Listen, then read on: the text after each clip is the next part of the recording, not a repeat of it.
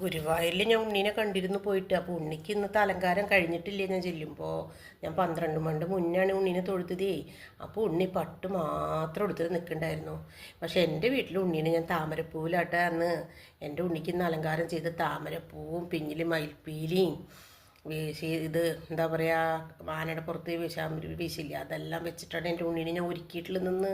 എൻ്റെ ഉണ്ണീനെ കാണാൻ എന്തൊരു ഐശ്വര്യം എന്നറിയോ, നല്ല ഭംഗി എൻ്റെ ഉണ്ണീനെ കാണാൻ, എന്തൊരു ചന്ത എൻ്റെ ഉണ്ണീനെ കാണാനല്ലേ. എല്ലാവരും എൻ്റെ ഉണ്ണിക്കൊരു ഹരേ കൃഷ്ണ എന്ന് എഴുതണേ.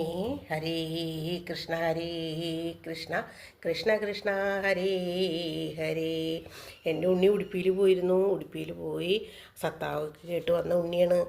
ഉണ്ണിക്ക് അതുകൊണ്ട് ഭയങ്കര ഐശ്വര്യം ഉണ്ട് കേട്ടോ. എല്ലാവരും വിളിച്ചോളൂ കേട്ടോ ഈ ഉണ്ണീനെ. ഉണ്ണി എല്ലാവരുടെ കൂടെ ഉണ്ടാവും.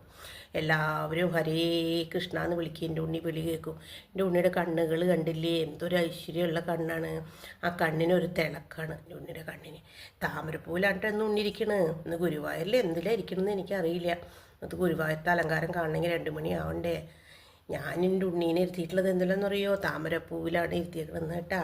ആ താമരപ്പൂ ആര് കൊടുത്തോ എനിക്കറിയില്ല. ഒരു ഭക്തൻ കൊടുത്ത താമരപ്പൂ ഞാൻ ഗുരുവായൂരിന്ന് എനിക്ക് തന്നേ. അപ്പോൾ ഞാൻ കൊണ്ടുവന്നതാണ് കേട്ടോ. എന്നിട്ട് കണ്ണനിരുത്തി അതിൻ്റെ പിന്നിലൊരു മയിൽപ്പീലിയൊക്കെ വെച്ചിട്ട് എൻ്റെ കണ്ണനെ ഞാൻ സുന്ദര കുട്ടപ്പനായിട്ടാണ് ഇരുത്തിയിട്ടുള്ളത്.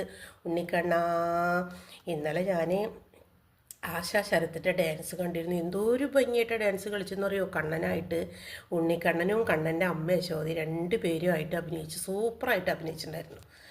ഞാൻ അവരെ പോയി താങ്ക് യു പറഞ്ഞു, അവരെ കൈ കൊടുത്തു, സെൽഫി എടുക്കുക എല്ലാം ചെയ്തിട്ട് വന്നു.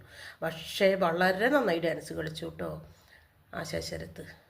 ഓക്കേ, ഹരേ കൃഷ്ണ ഹരേ കൃഷ്ണ ഹരേ കൃഷ്ണ ഹരേ ഹരേ കൃഷ്ണ ഹരേ കൃഷ്ണ. കണ്ണാ ഗുരുവായൂരപ്പ, എല്ലാ ജനങ്ങൾക്കും എല്ലാവരുടെ കൂടെ നീ ഉണ്ടാവണം കേട്ടോ എപ്പോഴും.